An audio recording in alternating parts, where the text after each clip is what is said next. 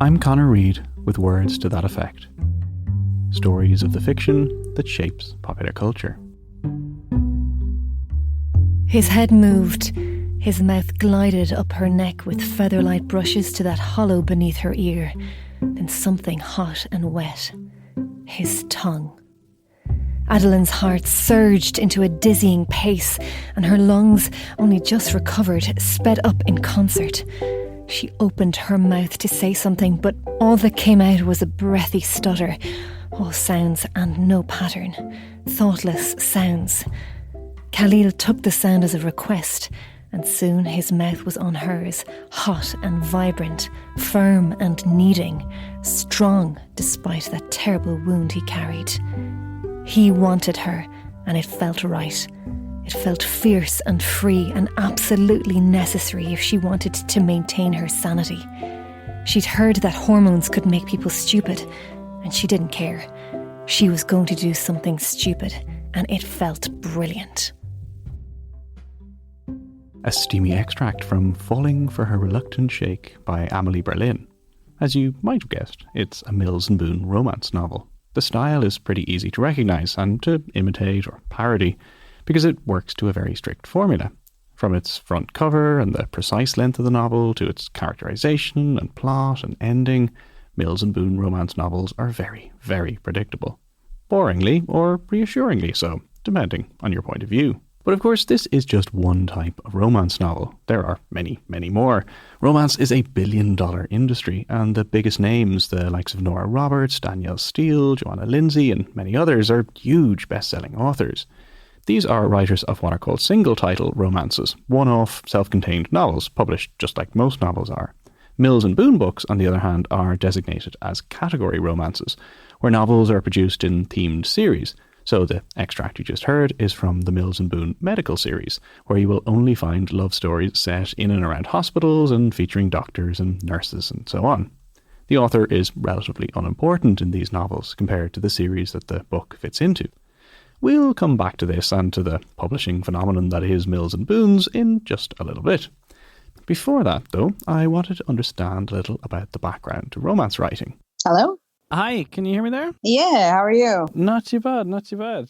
Who better to call than an assistant professor of English currently on study leave in Argentina to write a book about romance heroines? My name is Jayashree Gamble, and I'm a romance researcher. It's my primary field of study. I currently work as an associate professor of English at LaGuardia Community College, and I'm currently working on my second book on romance. The first one, Making Meaning in Popular Romance Fiction, was on romance heroes, and the second one is on romance heroines. Romance is a genre with a century-long history in its mass market form. But of course there are antecedents and precursors going back much further. Jane Austen's Pride and Prejudice frequently tops reader polls as the greatest ever romance novel. There are plenty of other examples. And the work of the Bronte sisters, so particularly Jane Eyre, and to some extent I would say Wuthering Heights.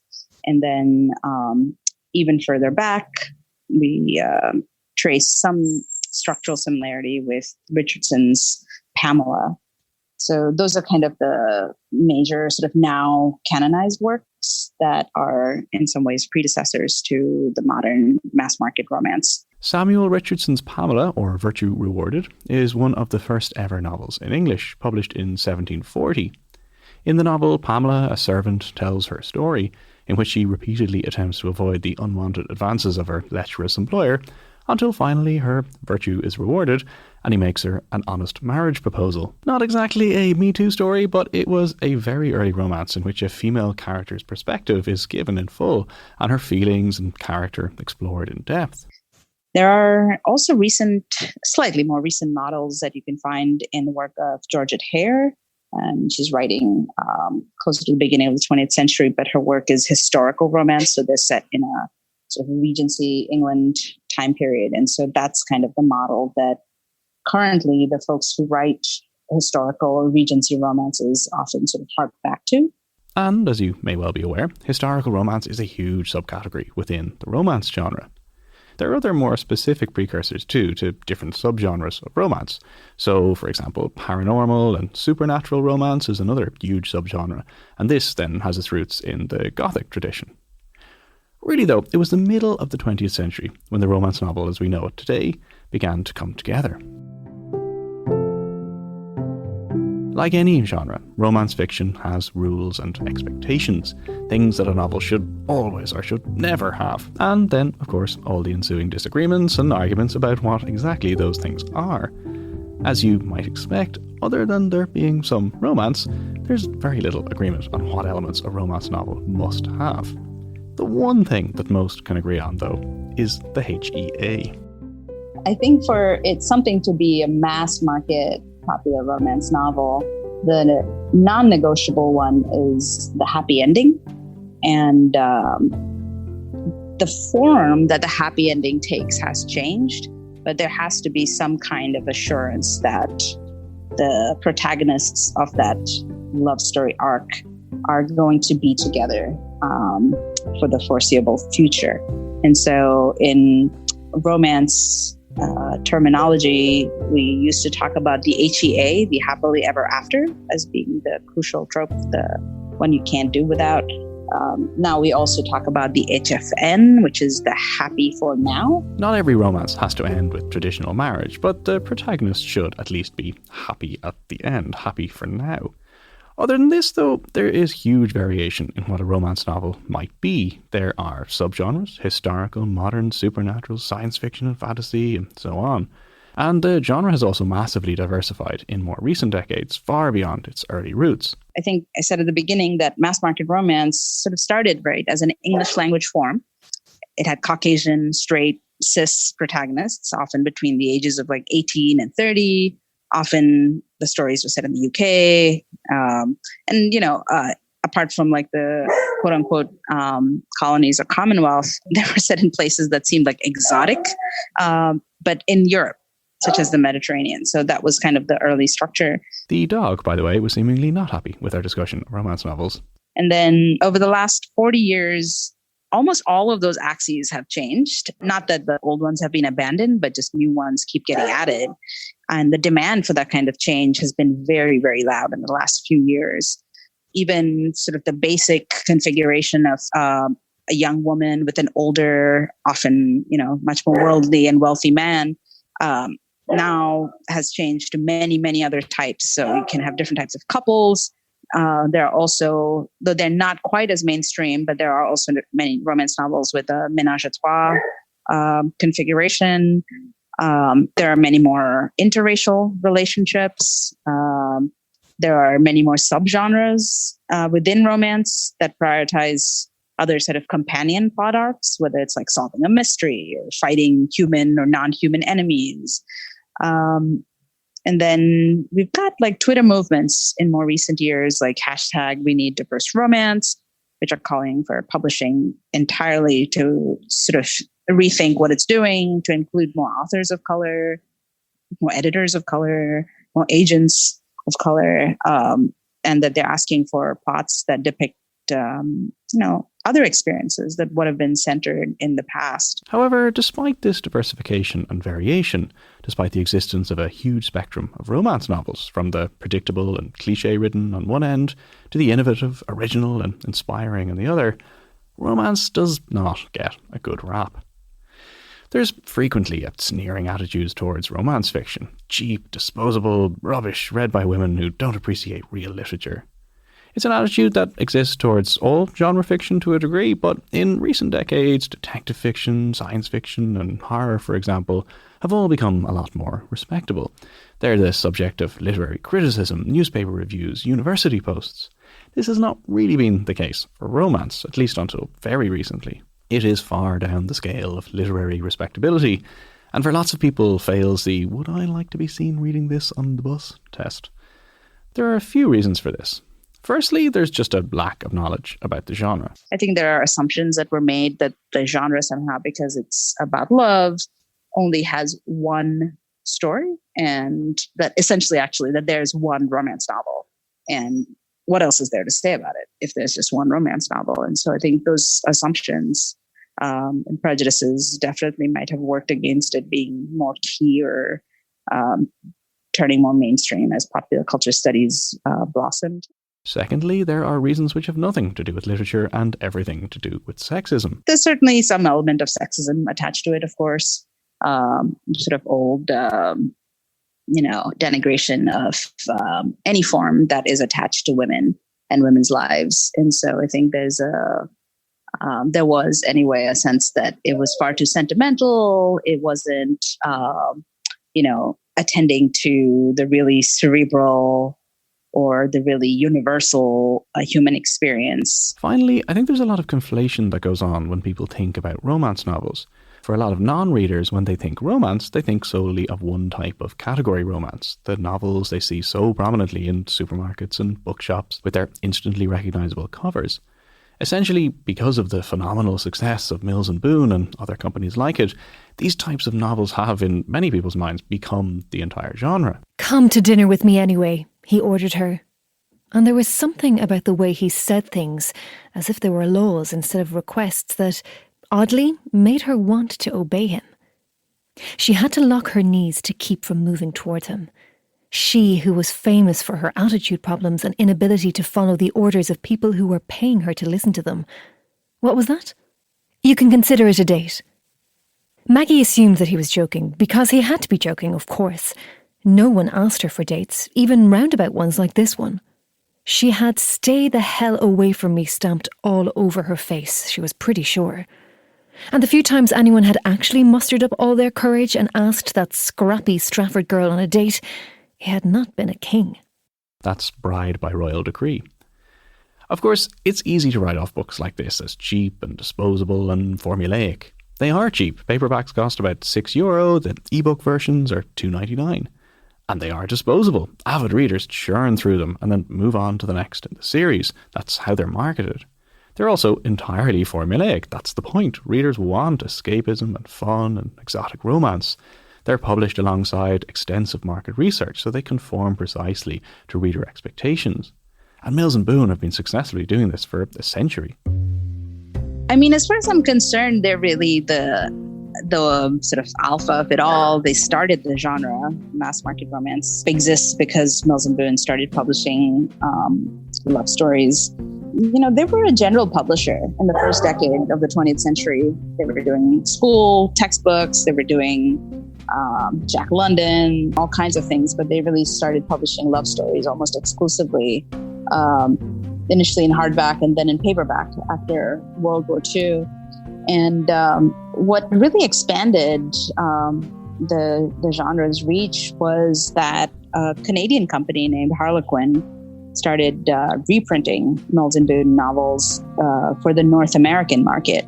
And one of the women, I think actually the wife of the owner of Harlequin, realized that the novels that sold the most of the ones that they were reprinting were the love stories. And so Harlequin really sort of created a feedback loop for Mills and Boon that helped them sort of narrow down and decide that they really just exclusively wanted to publish these short love stories. And so that's how we get the Harlequin, Mills and Boon, what's called a category romance, which are about 180 pages long.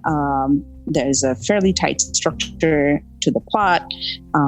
And there are sort of lines or subcategories within that larger Harlequin, Mills and Boon category romance group.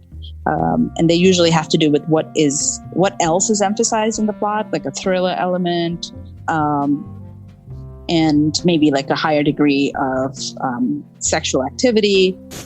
But overall, the category romance is what often people think of. They see at the checkout counter.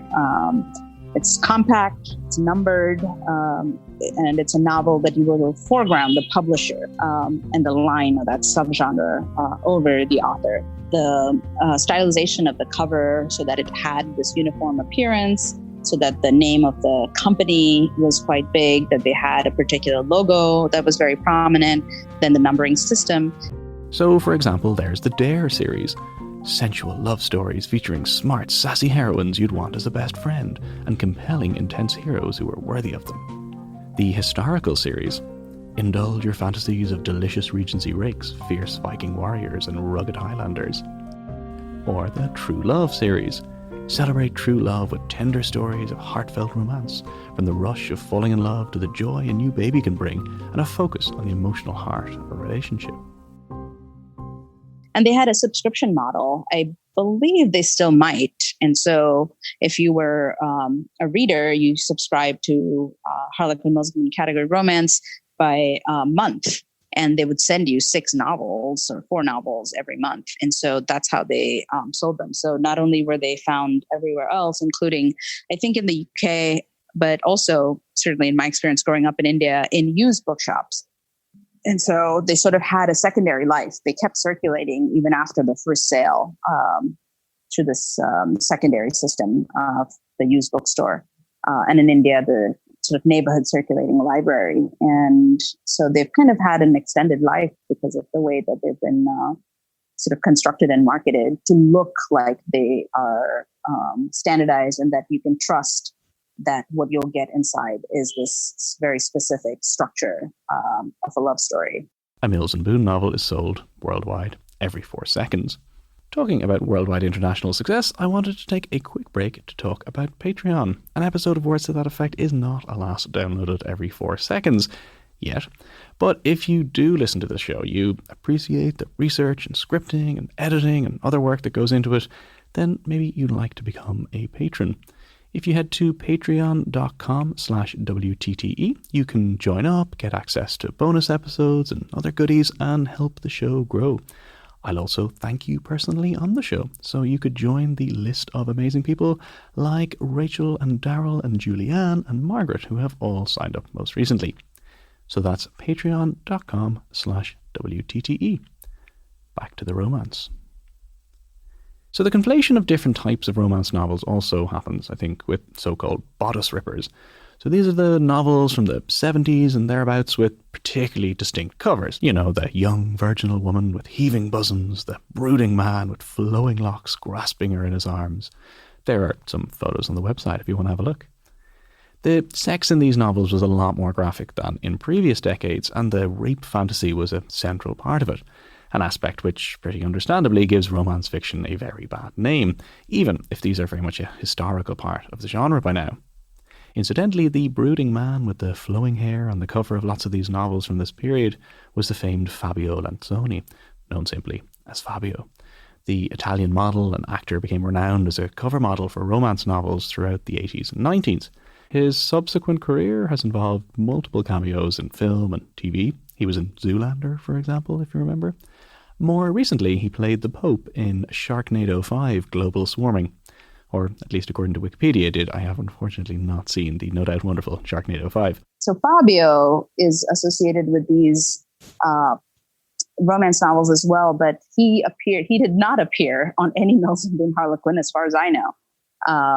He made most of his career modeling and being on the covers of American romance novels, and specifically these what's called a single title, which is different from the category romance. So single titled romances written by authors like Johanna Lindsey, who passed away recently a few months ago. And so it's actually her romance novels that made Fabio the household name that he is now. Johanna Lindsey is a major name in romance fiction. She was one of a number of hugely successful and prolific international best-selling romance authors. For many people, though, the name that is most associated with romance is Nora Robers.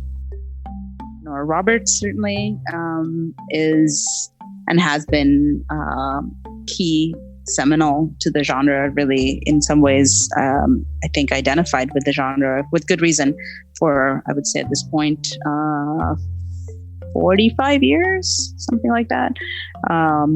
And she really shaped the genre in many ways. She's a huge bestseller. She writes both as Nora Robers, and she has a science fiction police procedural sort of futuristic romance series that she writes as J.D. Robb. She's extremely prolific. I think puts out 4 new novels every year. 2 is Nora Robers, 2 is J.D. Robb. And essentially, as she herself often talks about it, is a workaholic. Roberts is a publishing phenomenon. She's written well over 200 novels, and almost all of them have appeared on the New York Times bestseller list. Her novels have spent over 1,000 weeks at the #1 spot. Tellingly, despite this decades-long dominance of the charts, the New York Times itself has reviewed just a single one of her novels ever. For lots of romance readers, she is romance fiction. She has won every major romance writers award and sold over 400 million copies of her novels. 400 million copies. She's often very much ahead of the curve in terms of shaping what's going to happen to the romance. So she's done like the small town American romance. She's done the big city American romance. She's done the Irish fantasy, speaking of romances, and sort of has a bit of a mythology around her roots as an Irish American. She's done the sort of vampire Buffy style romance. She's done the paranormal romance. She's, I think, now moving towards writing apocalyptic romance series. Well, not romance. I think it's an apocalyptic series with a romance plot, is how she's put it. So whether Roberts or Lindsey, Bodice Ripper or Mills and Boon, what does romance offer? Why read romance novels at all? I think, again, I can't speak for all romance readers, but by and large, I am interested in the story of how intimate romantic lives can be better. Because I don't think we have very good models for it outside of the genre. And so both the sexual and the emotional life of an intimate romantic pairing and how one can imagine it improving is sort of the core draw, I think, of the genre.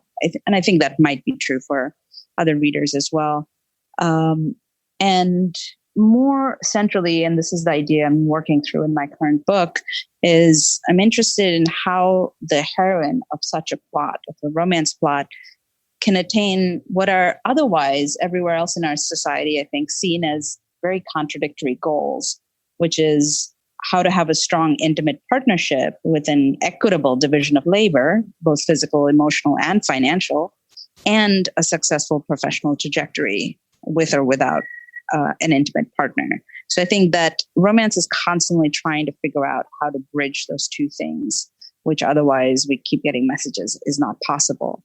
So it's sort of aspirational, the genre, about women's happiness and the potential routes to maintaining it. I figured I better get some recommendations too.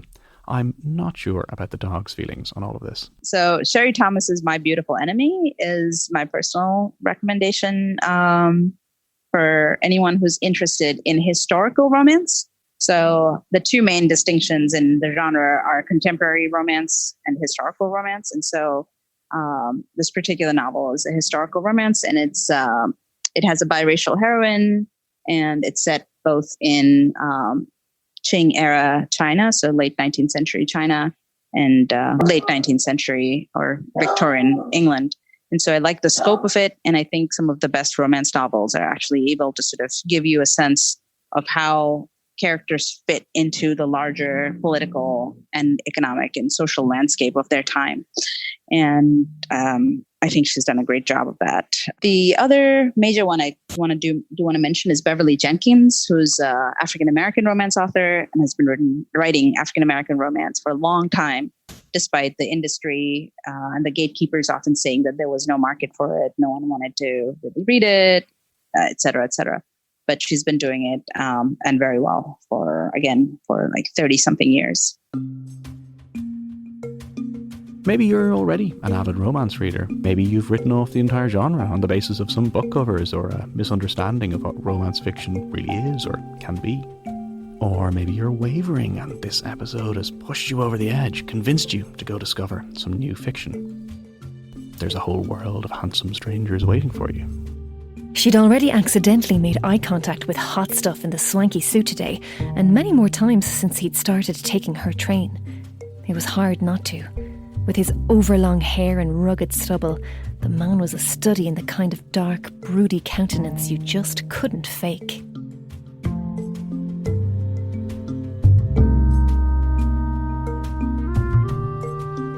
That's it for another episode of Words to That Effect. Thank you so much for listening. For links to all of the books mentioned, further reading, amazing romance book covers, and lots more, head to the WTGE website, which is wtgepodcast.com. You can also find links to the Patreon page there if you'd like to support the show and get access to bonus episodes and other nice things.